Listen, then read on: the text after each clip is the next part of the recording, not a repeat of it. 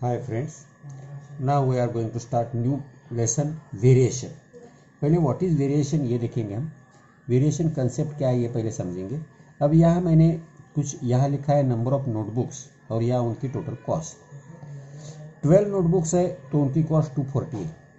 3 notebooks है तो उनकी टोटल कॉस्ट 60 रुपीज़ होती है। 9 नोटबुक्स टोटल कॉस्ट है 180। 24 नोटबुक्स टोटल कॉस्ट है 480 रुपीज़। 50 नोटबुक्स 1000। 1 notebook 20 rupees. एक नोटबुक की 20 रुपीज़ है, इसीलिए सिंपली 20 से मल्टीप्लाई करेंगे तो वही आएगा। 3 notebook 20 into 3 60, 9 notebook 20 into 9 180, 24 notebook 20 into 24 480, 50 notebook 20 into 50 1000, 12 notebook 12 into 20 240। तो यहाँ अगर हम देखेंगे तो यहाँ हमारे एक बात ध्यान में आती है, इनका जो रेशो रहता है, रेशो हमने निकालना थोड़ा बहुत सीखा है। ये रेशो यहाँ हम जब निकालेंगे तो ये रेशो कांस्टेंट है।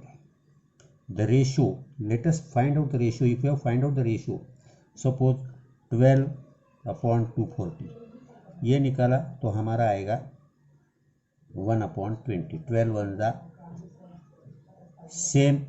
3/60 का निकाला आपने रेशो, वो भी 3 1 ज़ा 320 आएगा।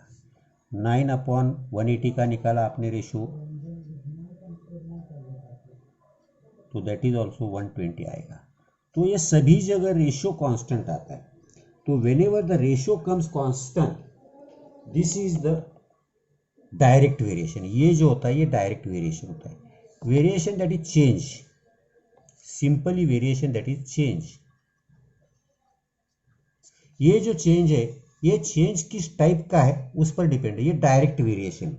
तो डायरेक्ट वेरिएशन में क्या है, इन शॉर्ट, यहाँ number of notebooks, if we increases the number of notebooks the cost also increases. 3 है 60, 9 हो गए इंक्रीज, कॉस्ट इंक्रीज हो गई। 9 के 24 हो गए, कॉस्ट इंक्रीज हो गई। 24 के हमने 50 नंबर ऑफ नोटबुक्स इंक्रीज किए, ये भी इंक्रीज। अब ये 50 है, उसको 12 कर दिया, कम कर दिए, कॉस्ट भी कम हो गई। In short the number of this article और दिस जो भी क्वांटिटी है उसका नंबर इंक्रीज हो गया, तो इस क्वांटिटी का भी नंबर इंक्रीज होता है। इस समय हम बोलते हैं उसे डायरेक्ट वेरिएशन। तो यहाँ हम लिखेंगे उसकी definition. If x and y are two quantities, if x and y are two quantities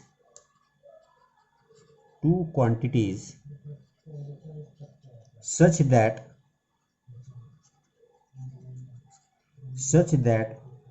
x upon y is equal to constant। यहाँ हमने देखा ये x है, ये y है, कांस्टेंट है सब जगह। then there is direct variation. उस समय वहाँ जो रहता है उसे हम डायरेक्ट वेरिएशन बोलते हैं। Then there is direct variation. अब ये जो direct variation between X and Y, between X and Y, उस समय एक्स और वाई में डायरेक्ट वेरिएशन रहता है, ऐसा कहा जाता है। अब ये जो है ये डायरेक्ट वेरिएशन टू क्वांटिटीज में रहता है। ये स्टेटमेंट हम रिटर्न करते हैं, it can be written as x, ये साइन दिया जाता है y, ये ऐसा लिखा जाता है। एंड रीड एज, और इसे हम रीड जो करते हैं उसे रीड कर से कैसा कर देंगे हम, x वेरीज एज, और x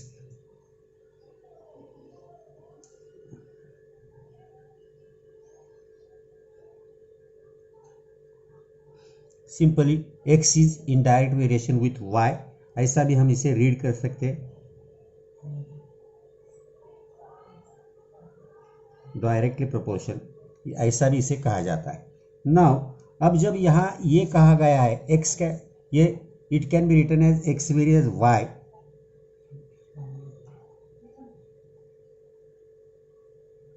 और इन द इक्वेशन फॉर्म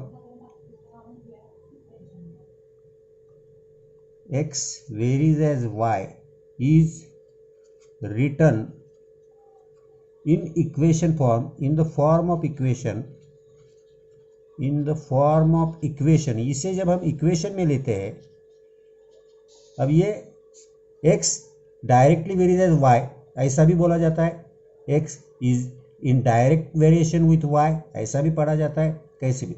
अब इसे ये लिखने का जो है, इसे हमें जब इक्वेशन में कन्वर्ट करना है, then we can write it like x is equal to ky,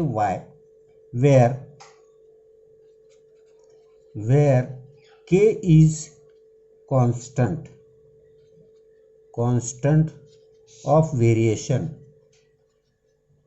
constant of variation. अब ये कांस्टेंट ऑफ वेरिएशन कैसे आ गया, ये कैसे आया, तो ये आई विल शो हियर। अब ये डायरेक्ट मैंने यहाँ लिख के दिया है आपको, मगर ये आया कैसे, कहाँ से आया, ये हमें समझना जरूरी है।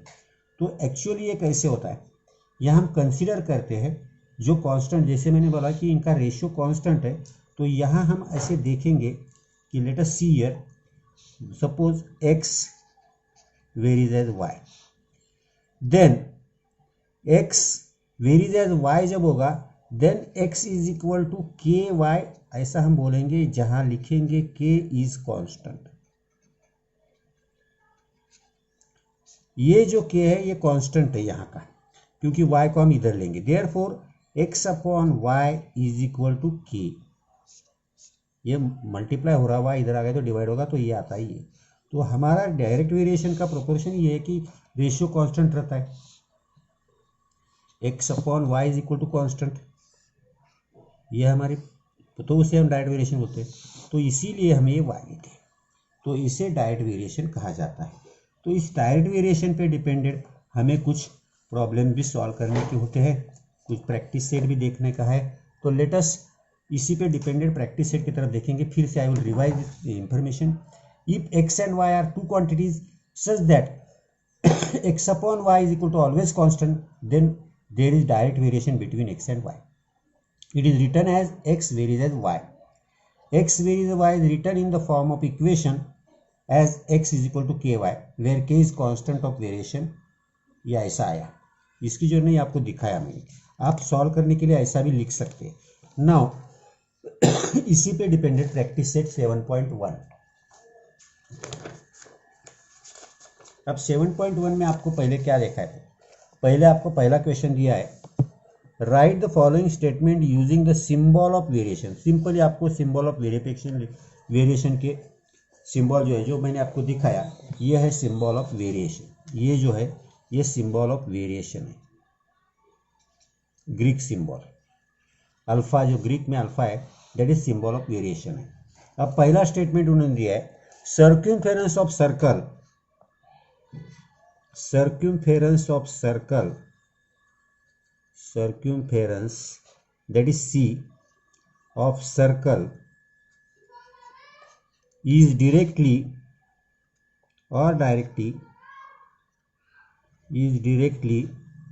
proportional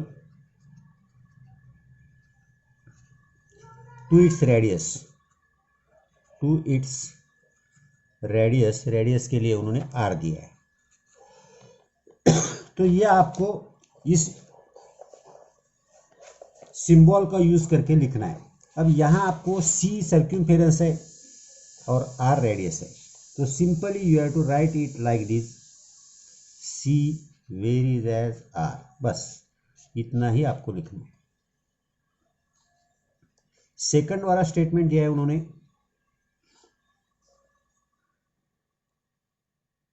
consumption of petrol, consumption of petrol, that is consumption of petrol, that is L, in a car, and distance traveled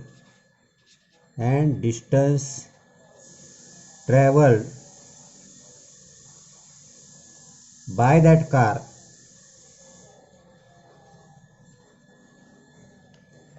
are in direct proportion।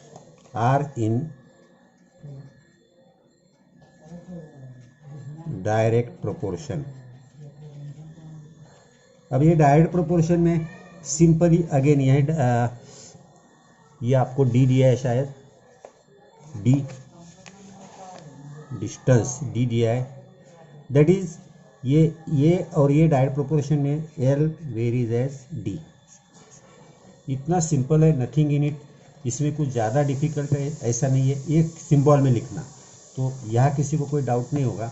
आगे थोड़े हमें जब प्रॉब्लम सॉल्व करने वहाँ देखना है, whenever we have to solve the questions.